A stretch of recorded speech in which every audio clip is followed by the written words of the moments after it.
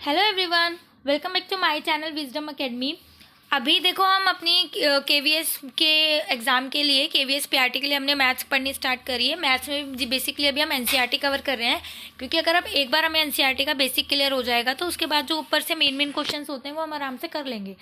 तो उसी बेसिक की सीरीज़ में देखो अभी तक हमने क्या करा है, फर्स्ट सेकेंड थर्ड 3 चैप्टर हम कर चुके हैं 6 क्लास के, और 100 क्वेश्चन हमने करे हैं उसी नंबर सिस्टम पर बेस 100 क्वेश्चन हम कर चुके हैं। ठीक है, आई होप बाकी के क्वेश्चन आपने कर लिए होंगे जो मैंने आपको एज अ होमवर्क दिए थे।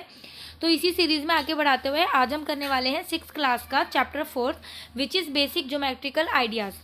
ठीक है, तो देखो हमारे पेपर के पॉइंट ऑफ व्यू से ये चैप्टर इंपॉर्टेंट क्यों है, क्योंकि आपको भी पता है कि जो केवीएस का सिलेबस है, ठीक है, जो सब्जेक्ट स्पेसिफिक कंसर्न सिलेबस है उसमें अलग से टॉपिक है, मतलब पूरा का पूरा टॉपिक आपको पूरा हेडिंग बना के दिया हुआ है कि ज्योमेट्रिकल आइडियाज़, यानी ज्योमेट्रिकल आइडियाज़ वाला टॉपिक आपको सारा करना है।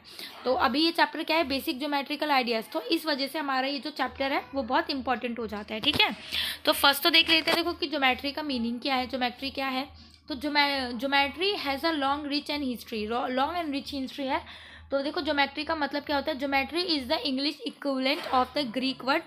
तो इंग्लिश वर्ड है ज्योमेट्री, लेकिन ग्रीक में इसका वर्ड क्या होता है, ग्रीक में इसको क्या बोला जाता है, जियोमेट्रन। ठीक है, जियोमेट्री को क्या बोला जाता है, जियोमेट्रन। तो हमें ये पता होना चाहिए, देखो कहीं से भी कैसे भी क्वेश्चन बन सकता है। ज्योमेट्री जो है एक इंग्लिश वर्ड है और इसका ग्रीक में मतलब होता है जियोमेट्रन। तो जियो का मतलब होता है अर्थ और मेट्रन का मतलब होता है मेजरमेंट, यानी कि अर्थ को मापना, यही है ज्योमेट्री। ठीक है, तो ज्योमेट्री क्या हुई, measurement of earth equal to geometry. तो अर्थ को मापना यानी अर्थ को मेज़र करना ही क्या है, ज्योमेट्री। तो इसमें आप देख रहे होगे कि देखो ये कितने सारे आपको ये दिए हुए हैं, है ना, ये आपको सारी चीज़ें दी हुई हैं। ये पूरा पैराग्राफ पढ़ने की ज़रूरत नहीं है, और जितना इंपॉर्टेंट था मैंने आपको उसमें बता दिया। देखो डिफरेंट ऑब्जेक्ट होते हैं, ये कह रहे हैं कि हमारे में क्या है, बहुत सारे ऑब्जेक्ट होते हैं, जैसे कि लंच, स्कूल का lunch, ball, tables, box, books, tiffin box, हम जो ये सब लेकर के जाते हैं ये कहीं ना कहीं ज्योमेट्रिकल शेप से ही बने होते हैं। ठीक है, तो इस चैप्टर में अभी हमें सारे ज्योमेट्रिकल शेप्स के बारे में नहीं पढ़ना, बट यस जो बेसिक ज्योमेट्रिकल शेप होते हैं उसके बारे में हम डिस्कस करना चाह रहे हैं।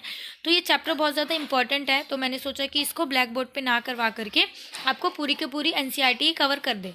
ठीक है, तो इस वीडियो में हम ट्राई करेंगे कि पूरा का पूरा चैप्टर जो है 4 चैप्टर हो जाए, क्योंकि बहुत आसान है, इतना ज़्यादा कुछ है नहीं, और जो पेपर के पॉइंट ऑफ व्यू से बिल्कुल भी ज़रूरी नहीं है, क्योंकि नहीं आ सकता इसमें से क्वेश्चन। जो 7th क्लास की ज्योमेट्री है, 8th क्लास की ज्योमेट्री है, हाँ उसमें से चांसेस हैं कि आपका पेपर में क्वेश्चन आए, बट देखो वो आप तभी कर पाओगे जब आपका बेसिक अच्छा बनेगा। जब आपका बेसिक होगा तभी तो आप आगे बन पाओगे ना।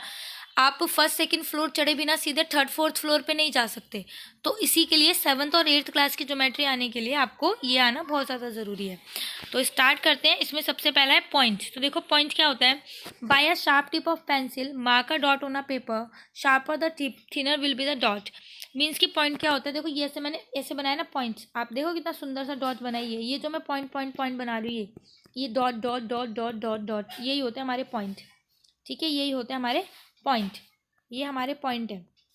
सो पॉइंट क्या है, आ point determine a location, determine कोई भी लोकेशन करता है। The tip of a compass, compass की एक जो टिप होती है ये नुक, ये पॉइंट है। The sharpened end of a pencil, ये जो है ये पॉइंट है। The point end of a needle, needle का जो लास्ट वाला पॉइंट है ये क्या है, पॉइंट है। सो आप point determine the location, these are some models for a point, जो अभी हमने पढ़े।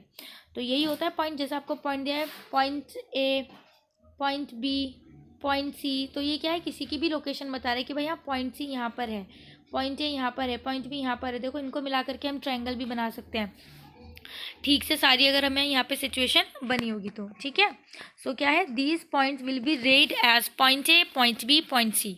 Of course the dots have to be invisibly thin, ये बहुत ज़्यादा थिन होते हैं, पतले होते हैं। और जैसे ये ए बी है तो इनको ए बी सी नहीं पढ़ा जाएगा, इन्हें पढ़ा जाएगा point A, point B, point C. तो इनको ऐसे करके पढ़ा जाएगा। तो पॉइंट क्या होता है, किसी भी चीज़ का ये जो डॉट होता है, थिन किनारा, ठीक है, उसको हम बोलते हैं पॉइंट। नेक्स्ट है आ लाइन सेगमेंट। तो देखो आ लाइन सेगमेंट यानी कि रेखाखंड, रेखाखंड की मान लो कि कोई भी एक लाइन है, ठीक है, कोई भी एक लाइन है, ये एक आपको लाइन दे दी, तो इसका कोई भी टुकड़ा यानी कि ये ए और बी, इस लाइन का कोई भी टुकड़ा, ये क्या कहलाता है, ये होता है हमारा line segment. Line segment Hindi में होता है रेखाखंड। तो रेखाखंड का मीन्स कि रेखा का कोई भी खंड या रेखा का कोई भी अंड अंग, ठीक है, कोई भी रेखा का खंड, रेखा का कोई भी अंग, वो क्या कहलाता है, रेखाखंड, यानी इंग्लिश में लाइन सेगमेंट।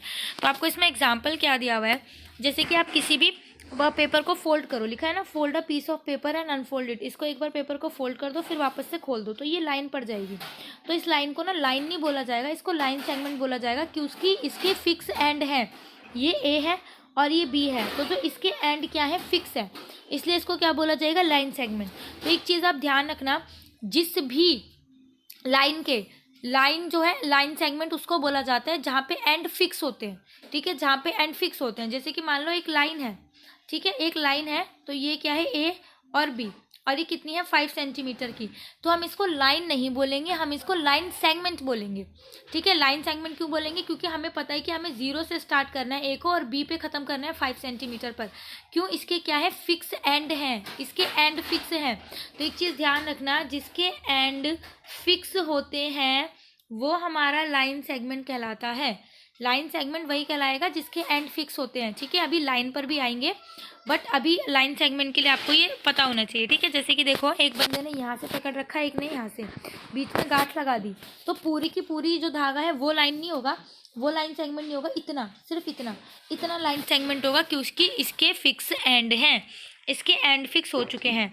अब थोड़ा सा लाइन सेगमेंट का इन्होंने एग्जाम्पल दिया हुआ है, an edge of a box, एक बॉक्स का किराया, देखो ये फिक्स है किनारा, तो इसलिए लाइन सेगमेंट है। एक ट्यूबलाइट का भी एंड फिक्स है कि भाई ये 25 सेंटीमीटर की होगी, 20 सेंटीमीटर की होगी, जो भी होगी उसका एंड फिक्स है ना, तो ये क्या है, लाइन सेगमेंट है। नेक्स्ट है the edge of a post card, एक पोस्ट कार्ड का किनारा, इसके भी एंड फिक्स है, तो ये लाइन सेगमेंट है। ठीक है, अब देखो इसमें दिया हुआ है मोर एग्जाम्पल इन्होंने दिए हुए हैं, कैसे कि देखो, ये टेढ़ा मेढ़ा करके दिया हुआ है, एक सीधा ऐसे बनाया हुआ है, और ये ऐसे ऐसे ऐसे ऐसे करके बनाया हुआ है, और एक सीधा है। तो अब आपसे पूछो, देखो बर्गर की तरह लग रहा है ना, थोड़ा थोड़ा, है ना, अच्छा लग रहा है। तो देखो इन्होंने बोला है कि अब इसमें से कौन सा क्या होगा। देखो ये जो आपको ऊपर सी लाइन दिख रही है ना, ये होगा हमारा कर्व, अभी हम इसको पढ़ने वाले हैं आगे जाकर के, ये कर्व होगा। और ये जो टेढ़ा टेढ़ा करके दिया हुआ है, ये भी कर्व, तो हम इसको लाइन सेगमेंट में नहीं ले सकते। लाइन जो होती है वो होती है बिल्कुल सीधी, लाइन जो होती है हमारी, लाइन जो होती है हमारी वो होती है बिल्कुल सीधी। ठीक है, ऐसे करके लाइन बनती है, तो लाइन सेगमेंट भी तो सीधा होगा, भले ही लाइन वो किसी भी डायरेक्शन में हो सकती है, जैसे कि कैसे, ऐसे हो सकती है, या ऐसे हो सकती है, या ऐसे करके हो सकती है, बट लाइन कभी भी ऐसे टेढ़ी मेढ़ी नहीं होगी, उसको हम कर्व बोलते हैं, लाइन नहीं बोलते। ये ऐसे कभी भी लाइन नहीं होगी। ठीक है, ऐसे या ऐसे, ऐसे कभी भी हमारी लाइन नहीं होती। ठीक है, ऐसे हमारी लाइन नहीं होती। तो लाइन सेगमेंट इसमें से क्या होगा, ए बी, जो इन्होंने निकालने के लिए बोला है वो। ठीक है, और ए और बी को बोला जाएगा, A and B are call the end of the points of segment. ठीक है, सो आई होप आपको लाइन सेगमेंट समझ में आएगा। अ लाइन बहुत सिंपल है। लाइन क्या होती है भाई साहब, जो चलती रहती है, चलती रहती है, चलती रहती है, कभी ख़त्म नहीं होती। इसको हम हमेशा एरो से दिखाते हैं, एरो से। ये एरो का मतलब है कि अभी आगे बहुत आगे तक जा सकती है, और इधर भी बहुत आगे तक जा सकती है, आगे जा कर के। तो लाइन क्या होती है, जिसके फिक्स एंड नहीं होते, जिसके फिक्स एंड नहीं होते, वो होती है हमारी लाइन, की आगे बढ़ती रहती है। जैसे कि यहाँ पे भी बढ़ती रहेगी, यहाँ पे भी बढ़ती रहेगी, अनंत तक जाएगी, इन्फिनिटी तक। ठीक है, इन्फिनिटी तक जो जाती है वो हमारी लाइन होती है। ठीक है, और जैसे कि अब ये है, ये लाइन है, मैंने इसमें बीच में से 2 एंड कर दिए इसके फिक्स, इसको नाम दे दिया ए बी। तो ए बी मेरा क्या हो गया, लाइन सेगमेंट हो गई, ए बी मेरी लाइन सेगमेंट हो गई, और इस पूरी लाइन को मैंने नाम दे दिया एल, तो मेरी लाइन क्या हो गई, एल। ठीक है, सो ऐप आपको समझ में आया होगा। अब होती है इंटरसेक्टिंग लाइन, मीन्स कि देखो ये है लाइन 1, इसको काट दो, लाइन 2, तो 2 लाइन जहाँ पे एक दूसरे को काटती है ना, वो इंटरसेक्टिंग लाइन होती है।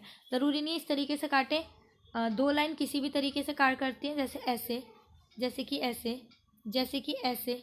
ठीक है, जैसे कि ऐसे, इस तरीके से कहीं भी लाइन काट सकती है, वो इंटरसेक्टिंग लाइन होती है। बस इंटरसेक्टिंग लाइन की विशेषता क्या होती है, उनके अंदर एक कॉमन पॉइंट होता है, ये रहा, 1 कॉमन पॉइंट होता है, ये रहा काटने वाला, है ना।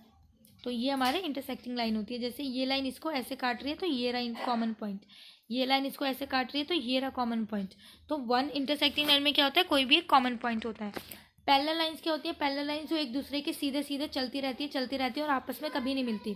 इंटरसेक्टिंग लाइन आपस में मिलती है, 1 पॉइंट होता है, लेकिन इसमें जो हमारी पैरेलल लाइन होती है कभी नहीं मिलती, सीधे सीधे चलती रहती है। और अभी किसी भी तरीके से हो सकती है, ज़रूरी नहीं है सीधे, ऐसे भी हो सकती हैं, ऐसे भी हो सकती हैं, है ना। ऐसे भी हो सकती है, ये होती है हमारी पैरेलल लाइंस, ठीक है। और ये रहा, देखो बोला है ये स्केल की 2 लाइनें कभी नहीं मिलेंगी, विंडो की 2 लाइनें कभी नहीं मिलेगी, रेल की पटरियां हैं सीधी सीधी सीधी सीधी चलती रहेंगी ज़िंदगी में, आगे जा करके कभी नहीं मिलेंगी। तो ये क्या होती है, पैरेलल लाइन। अब है रे, बहुत इंपॉर्टेंट है रे। रे की डेफिनेशन भी आ जाती है, सीटेट के पेपर में भी आई थी एक बार, सीटेट में नहीं सॉरी एस्टेट में आई थी, पेडागोजी वाले पोर्शन में। और गलती करते हैं बच्चे, नहीं समझ में आता। तो देखो लाइन हमने पढ़ी, इसके दोनों ही फिक्स एंड नहीं होते, आगे बढ़ती रहती है। सेगमेंट में क्या होता है, लाइन सेगमेंट में दोनों फिक्स एंड होते हैं, लेकिन रे है दोनों का मिला जुला रूप। रे में क्या होता है, एक पॉइंट तो फिक्स होता है, एक पॉइंट फिक्स है, मतलब एक तो लाइन सेगमेंट का काम कर रहा है और एक लाइन का कि आगे जा करके कहाँ तक जाएगी हमें नहीं पता, ठीक है। तो इस तरीके से रे बनती है, इसको बोलते हैं रे। तो रे क्या होती है, इसका एक फिक्स पॉइंट होता है, एक फिक्स एंड होता है, और एक फिक्स नहीं होता कि एक कहीं पे भी लाइट जा सकती है। तो रे जो है ना हमारी इस तरीके से बनती है, इस तरीके की कुछ फिगर बनती है हमारी रे की, ठीक है। आई होप आपको समझ में आ रहा होगा। तो रे होती है हमारी इस तरीके की, देखो कैसे। Beam of a light from a light house, light house है, यहाँ से लाइट स्टार्ट हो रही है, ठीक है, यहाँ से लाइट स्टार्ट हो रही है, तो इसका एक फिक्स एंड है। अब ये लाइट यहाँ यहाँ यहाँ यहाँ यहाँ यहाँ यहाँ दे रहा है ना, तो ये फिक्स एंड नहीं है एक, तो ये कहाँ तक जा रही है, लाइट कहाँ तक जा रही है, कहाँ तक जा रही है, इसका कोई फिक्स एंड नहीं है, तो इसलिए इसको बोलते हैं रे। Ray of a light from a torch, ये देखो टॉर्च है, ये एक इसका फिक्स एंड है यहाँ से, और ये यहाँ पे कहाँ कहाँ कहाँ लाइट दे रहा है हमें नहीं पता, तो ये रे है। सन है, अच्छे से पता है आपको, वेरी नाइस। सन है, एक फिक्स पॉइंट है कि हाँ भाई सन से लाइट आ रही है, लेकिन सन कहाँ कहाँ तक जा रही है, China, Japan, India, America, Indonesia, कहाँ कहाँ लाइट जा रही है ना। तो ये क्या है, ये सारी चीज़ें क्या है, ये है रे, ठीक है, ये क्या है, रे, इसको बोलते हैं हम रे। आई होप आपको इसको समझ में आया होगा। और अगर आपको लाइन के उसमें दिखाना है रे को, तो कैसे दिखाओगे, देखो लाइन को दिखाया ऐसे, लाइन सेगमेंट को दिखाया ऐसे, रे को दिखाओगे एक 1 पॉइंट और एक खुला, तो इसको ऐसे भी दिखा सकते हो कि एक खुला पॉइंट और बंद, कहीं पे भी कर लो, क्या प्रॉब्लम है, ऐसे कर लो, ऐसे कर लो, मीन्स एक एंड होना चाहिए, एक खुला हुआ होना चाहिए, इस तरीके से हम इसको शो करते हैं, ठीक है। अब है एक्सरसाइज 4.1, आपको 5 पॉइंट बताने, तो देखो 5 पॉइंट बता दो, 5 ही दे रखे हैं, point B, point C, point O, point E, point D, 5 हो गए। एक लाइन बतानी है, एक लाइन बता दो, ये रही आपकी डी बी लाइन है, जा रही है, बता दो, ठीक है। 4 रे बतानी है आपको, 4 रे, रे अभी आपको बताया जो एक स्टार्ट होती है, मतलब रे क्या होती है कि एक पॉइंट स्टार्टिंग का होता है फिक्स, और फिर उसके बाद क्या होता है, एक है बंद होता है, एक खुला होता है, एक बंद होता है, तो बतानी है। तो आपको 4 रेज बतानी है, 4, ठीक है, 4, वैसे 4 ही दी हुई है इस फिगर में, मैं सिर्फ एक का नाम बता रही हूँ। एक का नाम क्या है, ओ बी, देखो ओ बी, अगर आप देखो तो ओ बी एक है फिक्स एंड, और एक ये आगे तक जा रही है ओ बी। बाकी 3 रेज का नाम आप कमेंट करके बताओगे, इससे मुझे भी क्लियर हो जाएगा कि क्या आपको रे का कॉन्सेप्ट समझ में आया, ठीक है। फिर नेक्स्ट है 5 लाइन सेगमेंट, 5 लाइन सेगमेंट बताने, यानी कि दोनों जगह हमारे क्या होने चाहिए, डॉट डॉट होना चाहिए। तो एक तो है डी ई, एक है ई ओ, एक है ओ सी, एक है ओ बी, एक रह गया हमारा 1 2 3, तो एक हो जाएगा हमारा ओ डी ओ। वैसे तो आप वो भी ले सकते हो, जी बी भी ले सकते हो, ई बी भी ले सकते हो, बट हमें 5 बताने थे तो हमने 5 बता दिए, ठीक है। सेकेंड क्वेश्चन है, name all the line given in all possible ways choosing only 1 letter at a time for the 4 given. वो कह रहे हैं इसमें जितनी लाइनें दे रखी है ना, आप इनके नाम बताओ। Name the line given in the all possible 12 ways, 12 तरीके हैं लाइन को बताने के, और आपको क्या करना है, ओनली 2 लेटर एक टाइम पर लेने हैं। तो आपको क्या करोगे, देखो एक तो हो जाएगा आपका ए बी, एक हो जाएगा बी सी, एक हो जाएगा सी डी, एक हो जाएगा ए डी, फिर हो जाएगा बी डी, ठीक है, एक हो जाएगा, मतलब इस तरीके से लेना है, A B B C C D, फिर ए डी, फिर ए सी, ठीक है, फिर बी डी, फिर इस तरीके से आपको बनाने हैं, मतलब कि बी सी ए, इस तरीके से 12 लाइनें के आपको नाम देने हैं, ठीक है, लाइन इसमें से बन जाएगी। फिर थर्ड क्वेश्चन है हमारा, use the figure to name line containing point E. आपको ऐसी लाइन का नाम बताना है जिसमें ई आता हो, तो ई कौन सी लाइन पर है। अगर आप ध्यान से देखो तो इस वाली लाइन पर ई आ रहा है, तो ए ई लाइन पर ई आ रहा है, इस वाली पॉइंट पे भी और इस वाली पॉइंट पे भी कॉमन है, तो कोई भी एक लाइन का नाम दे दो, क्योंकि एक लाइन का नाम पूछा है, तो चाहे तो आप ए ई बोल सकते हो या एफ ई बोल सकते हो, वो आपकी मर्जी है, ठीक है। तो ए ई पर पॉइंट आ रहा है। एक पॉइंट आपको बताना है क्या, लाइन पासिंग थ्रू ए, एक ऐसी लाइन का नाम बताना है जो ए से होकर के जा रही है, तो ए से होकर के तो ए ही जा रही है, ठीक है। लाइन ओ विच ओ लाइज, एक ऐसी लाइन का नाम जहाँ पर ओ जो है लाई करता है, तो ओ किस पे लाई कर रहा है, ओ लाई कर रहा है आपका सी ओ पे, तो इसका नाम क्या होगा, सी ओ पे, क्योंकि ओ यहाँ पे लाई कर रहा है ना, तो इसका आंसर होगा सी ओ, फिर नेक्स्ट है two pairs of intersecting line. Intersecting line जो एक दूसरे को काटती है, तो आपको जोड़े बताने हैं, दो दो जोड़े ऐसे। तो देखो एक तो है ए और एफ ई, ठीक है, एफ ई। देखो ये और ये ऐसे काट रही है, एक कॉमन पॉइंट है। और अगला कपल का जोड़ा कौन सा है, ये वाली लाइन और ये वाली, यानी कि ए ई और सी ओ। तो दो दो पेयर पूछे थे, दो कपल पूछे थे, हमने दोनों के नाम बता दिए, ठीक है। नेक्स्ट क्वेश्चन है how many lines can pass through. बहुत क्वेश्चन अच्छा है ये, बार बार क्वेश्चन आ जाता है, ठीक है। तो क्या है, देखो पूछ रहा है कि एक पॉइंट से कितनी लाइनें जा सकती हैं।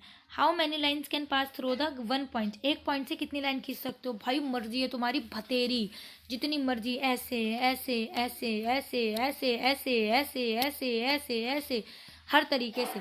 तो इसका आंसर क्या होगा, इन्फिनिटी, ठीक है। मेरी मर्जी, जितनी लाइन में खींचना चाहूँ मैं उतनी लाइन खींच सकती हूँ इससे, ठीक है। नेक्स्ट है two given point. Two given point ये और ये मेरे को 2 पॉइंट दे रखे हैं, इनसे कितनी लाइन खींच सकती है, तो मैंने मिला दी। यार मजबूरी है, मैं दूसरी लाइन कहाँ खींचूँ, दूसरी लाइन तो मैं खींच ही नहीं सकती ना, 2 पॉइंट दिए मिला दी। तो इसका आंसर होगा 1। ओनली 2 पॉइंट से सिर्फ एक ही लाइन खींची जा सकती है। तो देखा आप लोगों ने, एक पॉइंट से तो हम इतनी सारी खींच पा रहे हैं, बट जहाँ पे हमें 2 दे दिया, काम खराब हो गया हमारा, ठीक है। कोई बात नहीं, ये क्वेश्चन आएगा नहीं पेपर में। वैसे इन्होंने बताना है draw rough figure and label suitably. एक आपको रफ फिगर बनाना है और उन पर ये बनाना है, ये दर्शाना है। एक लाइन है ए बी, ये जो ऊपर होता है ना, इसका मतलब होता है लाइन, आपको समझना पड़ेगा, ये मैं बता चुकी हूँ, ठीक है। मीन्स लाइन सेगमेंट भी कह सकते हो, क्योंकि इसके फिक्स एंड है, ठीक है। आपको कुछ मेंशन नहीं किया हुआ है वैसे। लाइक ये जो है, ये जो साइन है ना, ये जो दिया हुआ है, ये हमारी लाइन का साइन है, ये लाइन सेगमेंट का साइन है, ठीक है। तो इन्होंने बोला है कि ए बी कोई लाइन सेगमेंट होगा, तो ए बी के ऊपर पी पॉइंट है, आपने यहाँ पी बना दो। ये ए बी दिया हुआ है, एक्स एंड वाई क्यों इंटरसेक्ट करते हैं एम पर, एक्स और वाई लाइन बनाओ। एक्स एंड वाई आपने लाइन बनाई, एक्स वाई पी क्यू, इसको मिलवा दो एम पे। तो इस तरीके से रफ फिगर बनाना है, रफ फिगर, बट आप इसको स्किप कर सकते हो क्योंकि ये पेपर में क्वेश्चन नहीं आएगा। सो नेक्स्ट करते हैं, consider of the following figure of the line M N. ये वाला आपको फिगर लेना है और इतने सारे आपको बताने हैं कि ट्रू है या फॉल्स, ठीक है। सिंपल सी एक स्टेटमेंट से इस तरीके के क्वेश्चन ये पूछे जा सकते हैं। अब देखो फर्स्ट क्या कह रहा है, Q M O N P R points on the line M N. M N के ऊपर ये लाइन है, इन दोनों के ऊपर लाइन है, एम एन एक लाइन है, तो नहीं, गलत है, क्योंकि लाइन का नाम है क्यूपी। मीन्स इस लाइन, ये लाइन सेगमेंट है, तो ये गलत हो जाता है। एम एन और M O N are are line segment M N, हाँ लाइन सेगमेंट तो ये है, तो ये चीज़ ठीक है, ठीक है। M N are end point of the line segment M N, M N के एंड पॉइंट क्या है, एम एन और एन, ठीक है ये भी। O N N are the end point of O P, O P के एंड पॉइंट तो ओ और पी है ना, एन कहाँ से आया, तो ये चीज़ गलत है ना, ये गलत है।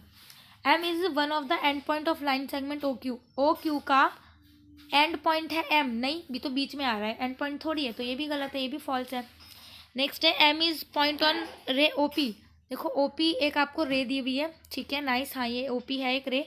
तो ये क्या कह रहा है कि M उसका पॉइंट है, नहीं, देखो O तो यहाँ से स्टार्ट हो रहा है ना, और M तो पहले ही आ गया, तो ये भी गलत है।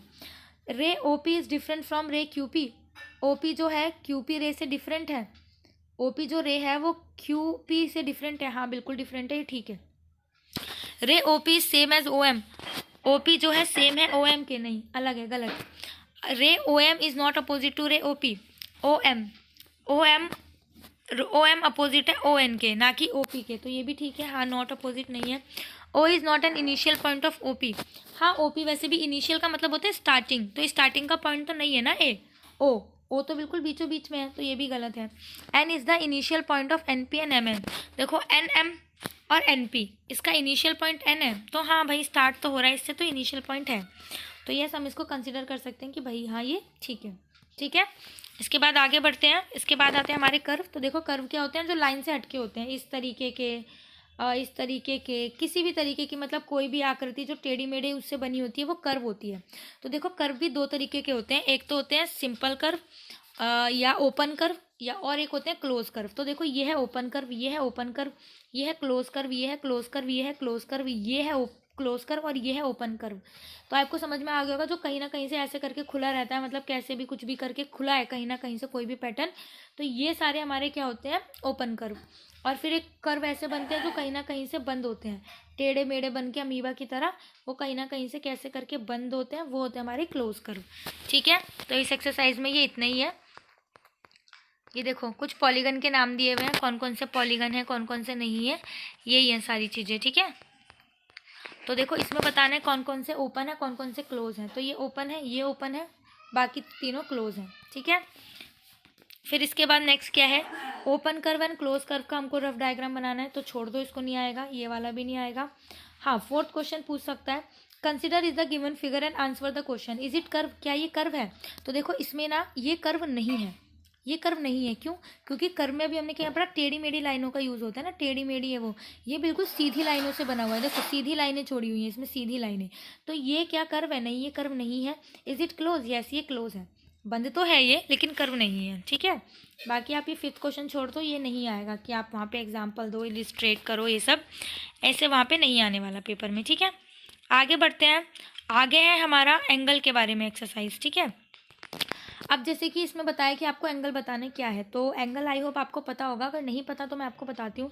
जैसे एक ट्राइंगल है, ठीक है, ABC ले लिया, और मुझे बताना है एंगल B के बारे में। एंगल B 60 डिग्री है और मुझे इसे मैथ्स की लैंग्वेज में लिखना है। ठीक है, तो मैं कैसे लिखूंगी कि मैं ऐसे नहीं लिखूंगी एंगल B बराबर 60 डिग्री, ये गलत होता है। पता है मोस्टली जगह ये यूज़ होता है और दिया भी होता है, बट यस ये गलत तरीका है। सही तरीका क्या होता है लिखने का, जैसे हमें कोई भी ट्राइंगल दिया हुआ है ABC 60 डिग्री, ठीक है, तो हमें क्या लिखना है, जैसे जो एंगल बीच में है ना, जो हमें एंगल बताना है उसको लिखेंगे बीच में। एंगल हमें दिया हुआ है ना, जैसे कि लेट सपोज ये ट्राइंगल है हमारा ABC, ठीक है, और ये जो बी ट्राइंगल है वो हमारा कितने का है, एंगल 60 डिग्री का है। तो इसको दिखाने का सही तरीका क्या होता है, हमेशा जो एंगल का साइन होता है ना ऐसे दिखाते हैं, ऐसे। ठीक है, एंगल ये, और हमें जैसे एंगल बी दिखाना है ना, तो बी हमेशा बीच में आएगा, और आप आगे पीछे कुछ भी लगा सकते हो। जैसे AC है तो एंगल ABC बराबर 60 डिग्री, और आप इसको ऐसे भी लिख सकते हो एंगल CBA बराबर 60 डिग्री। ठीक है, दोनों का वैल्यू सेम है, दोनों की बात सेम है कि एंगल B 60 डिग्री का है, क्योंकि ये जो बीच वाला एंगल होता है ना वो काउंट होता है कि वो कितने डिग्री का है या वो एंगल कितने का है, तो उसमें हम हमेशा ये काउंट करते हैं। ठीक है, तो हमें क्या करना है, हमेशा बीच में रखना है एंगल, जो भी आप जो साइड का आगे होगा, ये जैसे आगे पीछे, इसको आप आगे पीछे कर सकते हो, इसमें कोई दिक्कत नहीं है, बट ये हमें क्या करना है, हमेशा आगे पीछे लिख करके रखना है और हमेशा एंगल से दिखाना होता है। और आप सपोज इनको ऐसे भी कर सकते हो, जैसे आपका एंगल ABC है वो बराबर 60 डिग्री है, तो आप सपोज कर लेते हो, आप इसको एंगल 1 मान लेते हो कि एंगल 1 है, तो फिर आप ये लिख सकते हो कि एंगल 1 बराबर 60 डिग्री, एंगल 2 बराबर 30 डिग्री। ठीक है, आप ऐसे करके लिख सकते हो, बट अगर जहाँ पर रिक्वायर्ड है तो आपको पूरा ही नाम देना पड़ेगा।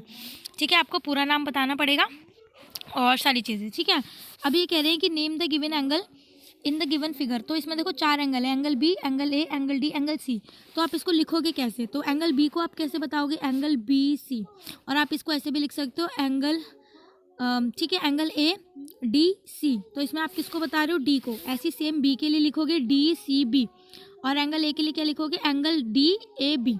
ठीक है, या BAD ये भी लिख सकते हो, नो प्रॉब्लम। देखो मेन इशू क्या है, जो एंगल है ना, जो जिस एंगल को आपको बताना आप उसको बीच में लिखो। आप इधर उधर क्या लिख रहे हो इतना ज़्यादा मैटर नहीं करता, जितना कि मैटर क्या करता है कि बीच में एंगल आपने क्या लिखा है। तो बीच वाला एंगल आप सही लिखो, और आगे पीछे आप आगे पीछे कर सकते हो, कोई दिक्कत नहीं है। जैसे एंगल A है, यहाँ पे दिख रहा है कि 90 डिग्री का होगा, बट हम इसको क्या लिख सकते हैं, एंगल DAB। ठीक है, और सेम इसको लिख सकते हैं BAD। बात यही है क्योंकि दोनों ही एंगल A को दिखा रहा है, बट क्या है इसमें ज़रूरी क्या है कि आपकी ये वाली जो सिचुएशन है ना, कि A हमेशा बीच में रहना चाहिए, क्योंकि हम एंगल A बता रहे हैं। तो इसमें 4 एंगल हैं, चारों एंगल के नाम हमने दे दिए। ठीक है, नेक्स्ट है in the given diagram name the point in the interior of DOE। तो पहले चलो एंगल DOE ढूंढते हैं। DOE, ये रहा DOE, तो करीब इतना कुछ बनेगा। इसके अंदर वाला पॉइंट आपको बताना है इंटीरियर, तो इसके इंटीरियर कौन सा पॉइंट है, A। ठीक है, तो इसका आंसर क्या होगा, एंगल A, क्योंकि एंगल A इसके इंटीरियर है। ठीक है, अब आपसे पूछा है in the exterior of EOF, तो पहले EOF ढूंढते हैं, EOF। ठीक है, हमें मिला, मुझे तो मिल गया एंगल EOF, ये रहा, आपको मिल गया, ये रहा। ठीक है, तो देखो ये कुछ इस तरीके का एंगल बन रहा है, EOF ये रहा। तो इसके बाहर एंगल कौन सा है, बाहर की तरफ। देखो इधर की साइड तो कुछ है ही नहीं, कुछ भी नहीं है, लेकिन इधर की साइड क्या है, C। तो इसका आंसर क्या होगा, पॉइंट C। ठीक है, ऑन EOF के ऊपर कोई पॉइंट होगा, चलो भाई देखते हैं कौन सा है, EOF। हाँ, EOF के ऊपर कोई पॉइंट है, ये वाला पॉइंट है, क्या है, पॉइंट B। तो इसका आंसर क्या होगा, पॉइंट B। ठीक है, अब क्या है, draw rough diagram of two angles such that they have one common point. देखो बहुत आसान है, आपको डायग्राम बनाना है, वैसे ये पेपर में क्वेश्चन आएगा नहीं, तो आप चाहो तो इसको स्किप कर सकते हो। कोई भी रफ डायग्राम बना लो टू एंगल का, जैसे कि ये ले लिया, तो इसमें देखो ये वन पॉइंट है, वन कॉमन पॉइंट है, टू कॉमन पॉइंट पूछा है, तो एक तो वन पॉइंट कॉमन पॉइंट ये कर दो, और एक आप कहीं से कोई और एंगल निकाल दो, ताकि आपका दो कॉमन पॉइंट हो जाए। जैसे इस वाली लाइन का और इसका दो पॉइंट हो जाएंगे कॉमन, ऐसे 3 point in common, 4 point in common, 1 रे इन कॉमन। तो आपको बताने हैं कि कितने ज़्यादा से ज़्यादा पॉइंट कॉमन कर सकते हो। तो एक रफ डायग्राम है, ठीक है। इसके बाद आती है हमारी ट्रायंगल। तो ट्रायंगल तो आप सबको ही पता है, एक ऐसी आकृति जिसकी 3 साइड होती हैं और इसके 3 एंगल भी होते हैं, ठीक है। 3 साइड की बात तो हमें ध्यान रहता है, लेकिन हम एंगल भूल जाते हैं। तो यहाँ पे लिखा हुआ है, पढ़ते हैं। A triangle is a 3 sided polygon, in fact it is the polygon which the least number of side. ये एक ऐसा पॉलीगन होता है जिसमें सबसे कम साइड्स होती हैं, ठीक है। देखो इसके बाद जो पॉलीगन बनते हैं ना, चाहे वो हमारा स्क्वायर हो, हमारा रेक्टेंगल हो, हमारा पैरेललोग्राम हो, ये सारे जो पॉलीगन होते हैं, जैसे ये भी ले लेते हैं हम, 5 साइड वाला, 6 साइड वाला, षटभुज, पंचभुज, वो सारे पॉलीगन जो होते हैं ना, उनमें 4 साइड्स होती हैं, 5 साइड होती हैं, 6 साइड होती हैं। ट्रायंगल ही क्या है, लीस्ट नंबर ऑफ साइड का पॉलीगन होता है।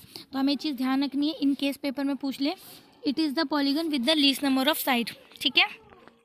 तो ट्रायंगल के बारे में आपको पता होगा। तो छोटी सी एक्सरसाइज है, बहुत ज़्यादा छोटी सी। तो देखो, draw a rough sketch of a triangle ABC, ठीक है भाई, हमें ABC बनाने के लिए बोल रहा है, तो बनाते हैं। कोई भी एक तरीके का हमने एंगल बना लिया, triangle ABC।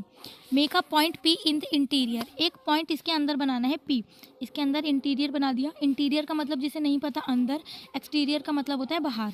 And a point Q in its exterior, exterior है बाहर, Q मैंने बना लिया। Is the point A in its exterior और इट्स इंटीरियर। अब आपसे बोल रहा है इज़ द पॉइंट A, अब ये जो पॉइंट A है, अब ये क्या है, ये इसके एक्सटीरियर है या इसके इंटीरियर है? तो इसका आंसर आप लोग मुझे कमेंट करके बताओगे, ठीक है। एक हमारा डायग्राम बन गया, आपके सामने है ट्रायंगल ABC, P इसके अंदर है, Q इसके बाहर है। अब आपसे पूछ रहे हैं कि A जो है, is the point A is exterior और इन इंटीरियर, कि इसके अंदर है पॉइंट A और ये बाहर है। तो इसका आंसर आप लोग मुझे कमेंट करके बताओगे। हम बढ़ते हैं हमारे आगे क्वेश्चन की तरफ। नेक्स्ट है identify 3 triangles in the figure, 3 triangle के नाम बताने हैं। तो हर एक चीज़ को लिखने का तरीका होता है, मैंने आपको बताया। रेखाखंड कैसे लिखते हैं, लाइन कैसे लिखते हैं, रे कैसे लिखते हैं, हमें कैसे पता चलता है। तो ट्राइंगल के आगे भी हमेशा ट्राइंगल का साइन लगाएंगे, ठीक है। जब भी हमें ट्राइंगल के नाम लिखने हैं तो हम आगे ट्राइंगल लिखेंगे, सो दैट कि हमें पता चल जाए कि भाई हाँ, इसमें हम ट्राइंगल के बारे में बात करने वाले हैं। तो फर्स्ट ट्राइंगल क्या हो गया हमारा, देखो ADB है ना, ये रहा ADB। अगला ट्रायंगल हो गया ADC, ये साइड वाला ले लो, है ना। और लास्ट ट्रायंगल क्या हो गया हमारा सबसे बड़ा, ABC, ट्रायंगल ABC हमारा सबसे बड़ा हो गया, ठीक है। तीनों ट्रायंगल के नाम मिल गए। Right the names of 7 angle, oh my God, 7 angle के नाम देने हैं। तो देखो 1 2 आधा, 3 आधा, 4 4 हो गए, इधर का आधा 5, इधर का आधा 6, ठीक है। 6 एंगल हमें साफ साफ दिख गए। देखो 1 2 3 4 5 6 और 7, आप पूरा नाम दे सकते हो इसको, पूरा 7 ये, और एक ये पूरा भी हो सकता है 8। तो टोटल 8 एंगल हैं उसमें, बट आपको 7 का नाम पूछे, आप 7 नाम दे देना। Right the name of 6 line segment, 6 line segment का नाम देना है। देखो 1 BD, 2 DC, 3 AC, 4 AB, 5 AD, ठीक है। 5 लाइन हो गए, पर हमसे 6 पूछा है, तो आप एक पूरी बता सकते हो BC, ठीक है। 6 लाइन सेगमेंट हो गई। अब ये बोल रहा है which 2 triangle have B as a common, किस 2 ट्रायंगल में ना B कॉमन है, मीन्स वो पूछ रहा है कौन से 2 ऐसे ट्रायंगल हैं जिनमें B कॉमन है। तो देखो एक है ट्रायंगल ABD, ठीक है, एंगल ट्रायंगल BD में B आ रहा है, और फिर एक ट्रायंगल ABC, इस बड़े वाले में भी B कॉमन आ रहा है, इधर की साइड ही आ रहा है। तो ये 2 ट्रायंगल थे, ABC और ADC, ठीक है। तो एक्सरसाइज 4th भी हो गई। अब आते हैं क्वाड्रिलेटरल। क्वाड्रिलेटरल आपको पता है जिसमें 4 साइड होती हैं, क्वाड्रिलेटरल होता है। अब 4 side polygon is a quadrilateral, it has 4 sides and 4 angles. Obviously 4 side है तो 4 एंगल होंगे। As in the case of a triangle you can visualize its interior too, इसकी तरह हम अंदर भी देख सकते हैं ट्राइंगल की तरह, ठीक है। इसमें 4 साइड्स होती हैं, AB BC CD DA, इस तरीके से, और इस तरीके से एंगल होते हैं जिन्हें हम दर्शाते हैं, ठीक है। तो चलिए अब इसके आगे में पढ़ते हैं। अब देखो ये बहुत सारे होते हैं क्वाड्रिलेटरल में, स्क्वायर भी होता है, इनको पॉलीगन तो ऑब्वियसली बोलते ही हैं। पॉलीगन कितने भी तरीके के हो सकते हैं, और स्क्वायर होता है, रेक्टेंगल होता है, पैरेललोग्राम होता है, रोम्बस होता है। तो बहुत तरीके के हमारे क्या होते हैं, हमारे क्वाड्रिलेटरल होते हैं, लेकिन इसमें ना अभी क्वाड्रिलेटरल का इतना ज़्यादा स्पेसिफिक नहीं किया हुआ है। इसमें आपको स्पेसिफिक किया हुआ है अपोजिट एंगल का और एडजेसेंट एंगल का। तो वही हम इसमें डिस्कस करने वाले हैं। अपोजिट एंगल होते हैं सामने सामने वाले, ठीक है, ठीक है। जैसे कि एंगल सी क्या है, एंगल ए के अपोजिट है, तो अपोजिट एंगल क्या होते हैं, बराबर होते हैं, ठीक है। इसी तरीके से ये जो डी बी है, ये डी बी क्या है, एक दूसरे के अपोजिट एंगल है, तो ये क्या होते हैं, बराबर, ठीक है। In any quadrilateral A B C D, A B and B C are adjacent sides. Adjacent side मतलब ये साथ साथ वाली। देखो अपोजिट का मतलब होती है आमने सामने वाली, जैसे कि ये अपोजिट एंगल्स हैं, अपोजिट साइड्स हैं, सॉरी। इसी तरीके से एडजेसेंट साइड्स क्या होती हैं, जो हमारी साथ साथ वाली होती हैं, जैसे ये और ये। तो एडजेसेंट साइड जो होती हैं साथ साथ वाली, ये तो इसी तरीके से जो हमारे एडजेसेंट एंगल होते हैं ना साथ साथ वाले, हमने इसके बारे में इसमें पढ़ना है, ठीक है। तो angle A and C are said to be opposite angle, इनको अपोजिट एंगल बोला जाएगा, और एंगल डी बी को अपोजिट एंगल बोला जाएगा। Naturally A and B are adjacent angle, adjacent angle होते हैं साथ वाले। जैसे ए और ए का एडजेसेंट एंगल कौन सा होगा, बी, और ए का एडजेसेंट एंगल कौन सा होगा, ए डी, यानी साथ साथ वाले एंगल। जैसे ए डी, डी सी है ना, डी सी।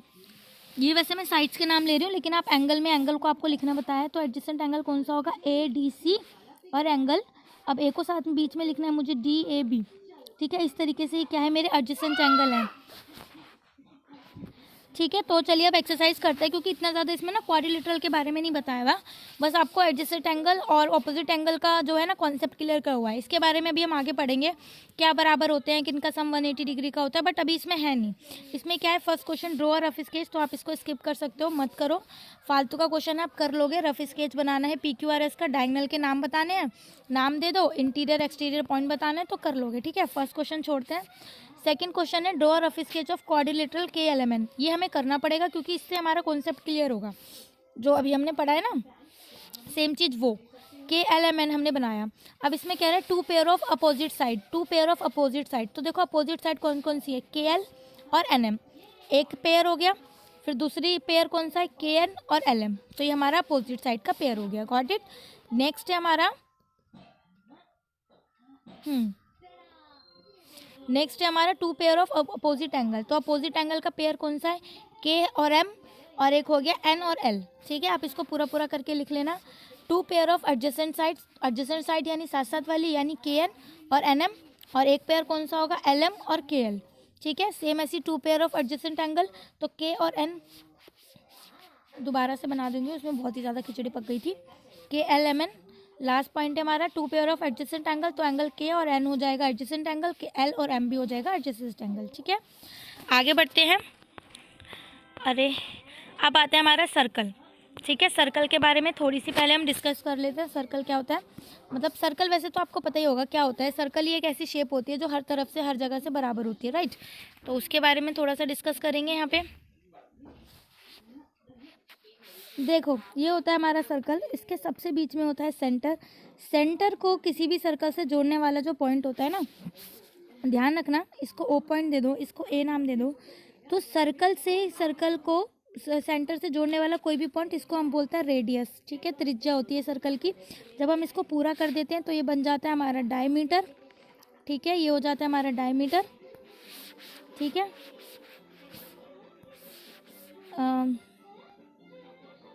कलर चेंज कर लेते हैं, बोर हो गए होंगे आप, है ना। ये है सर्कल, सर्कल के बीच में होता है सेंटर। सेंटर को मिलाने वाली सर्कल से होती है रेडियस। रेडियस हर जगह बराबर होती है, आप कितनी भी रेडियस खींच सकते हो, रेडियस हर जगह बराबर होती है। और अगर आप रेडियस को पूरा कर ले जाओगे तो इसको बोलते हैं डायमीटर। ये रही डायमीटर, ठीक है। ये हो जाती है हमारी डायमीटर। ये डायमीटर आधी होगी तो रेडियस, पूरी होगी तो डायमीटर, आधी होगी तो रेडियस, पूरी होगी तो डायमीटर, ठीक है। ये हमारा एक सर्कल दिया हुआ है, ये हमें सर्कल दिया हुआ है। सर्कल के अंदर कोई भी पॉइंट होगा कहीं भी, तो ये होते हैं एक्सटीरियर पॉइंट। इसके बाहर कहीं भी कोई भी पॉइंट होगा तो ये होते हैं हमारे इंटीरियर पॉइंट, ठीक है। ये आप आराम से बता सकते हो। और सर्कल को, अगर सर्कल दिया हुआ है और वो सेंटर को नहीं लाइन छू के जा रही, ठीक है, एक पूरी लाइन कर रही है, मतलब देखो सर्कल को एक कोने से दूसरे कोने से मिलाने वाली सेंटर से जो लाइन जा रही है उसको बोलते हैं डायमीटर। और रेडियस भी सेंटर से होकर के जा रही है। इनको रेडियस और डायमीटर तभी कहा जाएगा जब ये सेंटर से होकर जाएंगी, जब इनको सेंटर से होकर के नहीं जाएंगी, ठीक है। जब ये सेंटर से होकर नहीं जाएंगी, ऐसे जाएंगी, ऐसे जाएंगी, ऐसे जाएंगी या ऐसे जाएंगी, सेंटर यहाँ पर है, तो इसको बोला जाता है कोड, ठीक है, इसको क्या बोला जाता है, कोड। आई होप आपको समझ में आ रहा होगा। अब ये है बहुत सारी चीज़ें सर्कल के बारे में ही है। जैसे रेडियस है, रेडियस एक यहाँ है, रेडियस एक यहाँ है, तो देखो एक इसका टुकड़ा बन गया। मान लो ये पिज़्ज़ा है हमारा, पिज़्ज़ा के टुकड़े कर दिए हमने, 4 पिज़्ज़ा के टुकड़े कर दिए, देखो ठीक है। तो रेडियस है ना, ये रेडियस देखो सेंटर से होकर के जा रहा है, तो रेडियस से एक जो ये टुकड़ा बन रहा है, ये टुकड़ा, इसको बोला जाता है सेक्टर। इसको क्या बोला जाता है, सेक्टर। और सेक्टर इसको क्यों बोलते हैं, क्योंकि ये रेडियस से बन रहा है, ठीक है। रेडियस से जो पिज़्ज़ा का एक टुकड़ा होगा इसको बोला जाता है सेक्टर, ठीक है। अब समझते हैं कि सेगमेंट क्या होता है। सेगमेंट ये रहा, ठीक है। अब कोड से, जैसे कि कोड जा रही है, कोई भी कोड है, ऐसे जा रही है, ठीक है, ऐसे जा रही है, तो यहाँ से जो टुकड़ा बन रहा है, जैसे सेक्टर से जो टुकड़ा बना उसको, रेडियस से जो टुकड़ा बना हमने उसको क्या बोला, सेगमेंट, सेक्टर, सॉरी सेक्टर। ये जो इसको कोड से, जो चोड़ से, कोड चोड़ जो भी बोलते हैं इसको, इससे जो टुकड़ा बनेगा ना, जो आपको हिंदी में बोला जाता है जीवा, जीवा से आपका जो टुकड़ा बनेगा इसको बोला जाता है सेगमेंट, ठीक है, ध्यान रखना। त्रिज्या से, रेडियस से जो बनता है टुकड़ा उसको बोलते हैं सेक्टर, और हिंदी में त्रिज्या खंड, ठीक है, त्रिज्या खंड। और हिंदी में बोला जाता है इसको जीवा, और जीवा से जो टुकड़ा बनता है उसको बोला जाता है सेगमेंट। सेगमेंट यानी कि व्रत खंड, ये व्रत का खंड हुआ है, ठीक है, वो त्रिज्या खंड होता है और ये व्रत खंड होता है, इसको हिंदी में बोला जाता है व्रत खंड। तो वो सारी चीज़ें आपको बतानी है इसमें ही, बहुत सिंपल है, बहुत आसान है, इसलिए मैंने आपको जल्दी जल्दी बता दिया क्योंकि आपका माइंड इतना शार्प है कि आप समझ पाओगे। अब जैसे आपको ये फिगर दिया हुआ है, ठीक है, ये वाला फिगर दे रखा है आपको, और आपको बोला है कि आप फटाफट से ना इसमें बताओ कि सेंटर क्या है सर्कल का। तो सेंटर क्या है सर्कल का, ओ है ना, ओ है सेंटर का, सर्कल, सर्कल का सेंटर, सॉरी, ठीक है। तो इसमें ओ है, फिर हमें बताना है 3 रेडियस, कोई भी 3 रेडियस बताओ। तो देखो एक तो है ओ सी, एक है ओ है, और एक है ओ बी, तो ये हमारी 3 रेडियस हो गई। एक डायमीटर बताना है, तो डायमीटर आपका पूरा कौन सा हो गया, पूरा आप ये वाला डायमीटर बता दो, ए सी डायमीटर आपका पूरा हो गया। एक कोड बतानी है, कोड मैंने आपको बताया सेंटर को नहीं छूती, तो ये हो गई ई डी, तो ई डी आपकी कोड हो गई। 2 पॉइंट इन इंटीरियर, इंटीरियर के कोई भी पॉइंट देखो, ओ अंदर है, पी अंदर है, ओ अंदर है, तो ये 2 पॉइंट हो गए। एक पॉइंट बाहर बताना है, तो देखो आपको क्यू बाहर दिया हुआ है, तो आप क्यू बाहर बता दो। एक सेक्टर बताना है, सेक्टर मैंने अभी आपको बताया जो त्रिज्या खंड बनता है ये इस तरीके से, तो ओ ए भी आपका त्रिज्या खंड होगा। एक सेगमेंट बताना है, तो देखो जो इससे जो टुकड़ा बन रहा है ये, तो सेगमेंट क्या हो जाएगा आपका ए डी, ठीक है। ये बहुत ज़्यादा इंपॉर्टेंट क्वेश्चन है, बस हमारी थोड़ी सी अंडरस्टैंडिंग पर बेस है, और अगर हम समझ गए होंगे तो हम डेफिनेटली इसका आंसर कर पाएंगे। इंपॉर्टेंट क्वेश्चन है ये। इन्होंने कोरक कह रहा है कि is every diameter of a circle also a code. Yes, जो हमारा डायमीटर होता है वो हमारी जीवा होती है। इज एवरी कोड of a circle also a diameter, तो ये स्टेटमेंट जो है ये गलत है, क्योंकि ऐसा नहीं होता, ये तो ठीक है लेकिन ये गलत है, क्योंकि कोड को अगर डायमीटर होने के लिए ना सर्कल के सेंटर से जाना पड़ेगा, पर देखो ये तो सेंटर से जा नहीं रही, ये तब भी जीवा है, तो एवरी कोड of a circle also a diameter, जी नहीं, ऐसा ज़रूरी नहीं है, ठीक है। अब जो नेक्स्ट क्वेश्चन है वो चाहूँ तो आप स्किप कर सकते हो, बट आप बना लेना। एक सर्कल बनाना है, उसका सेंटर बनाना है, रेडियस बनानी है, डायमीटर बनाना है, सेक्टर बनाना है, सेगमेंट बनाना है, देखो बन गया सेगमेंट। एक पॉइंट अंदर बनाना है, एक पॉइंट बाहर बनाना है, और आर्क जो ये टुकड़ा होता है ना ये आर्क कहलाता है हमारा, तो आपको ये बताना है, ठीक है। नेक्स्ट है हमारा से ट्रू और फॉल्स, भाई बताओ ये सही है गलत।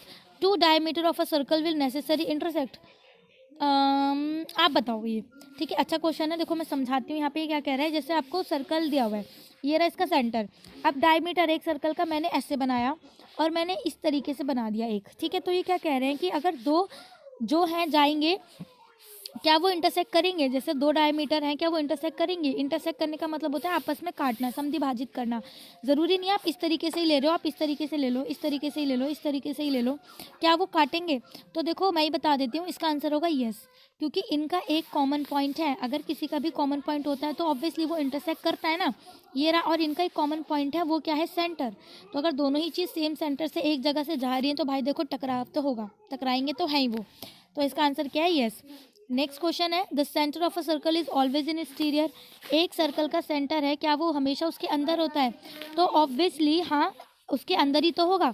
अगर ये बाहर होगा तो ये तो एक्सटीरियर पॉइंट हो गया ना, तो अंदर कब होगा, ये जब ये अंदर है इसके तभी तो इंटीरियर बनेगा ना, अंदर है वो। तो सेंटर का जो सर्कल होता है, centre of the circle is always in exterior, yes, हमेशा अंदर ही होता है। अगर बाहर ही रहेगा तो फिर हम अलग से लेकर के सर्कल ना बना दें ऐसे करके, है ना, ऐसे करके हम कितने सर्कल बना देंगे बाहरी, तो यस हमेशा उसके अंदर होता है, ठीक है। आगे बढ़ते हैं। What we discussed it means कि हमारा जो चैप्टर है ख़त्म हो गया। सो ये था हमारा 4th चैप्टर क्लास 6th का। आई होप आपको ये चैप्टर अच्छे से समझ आया होगा।